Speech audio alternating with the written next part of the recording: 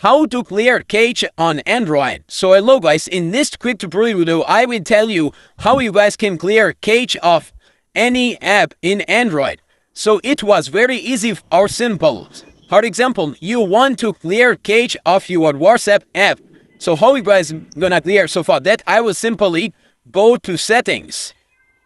Here you guys will search for apps. So I will search for apps. Once you guys search for apps, you guys will see mobile network apps, data usage app, also app relay. When you guys scroll, you guys will see apps. So I will simply click on apps.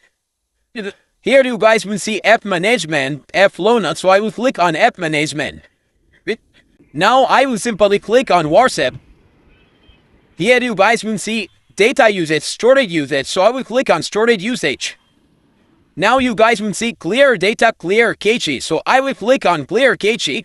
Once I click on clear cache, my app cache will be cleared. That's how you guys can do that. Thanks for watching.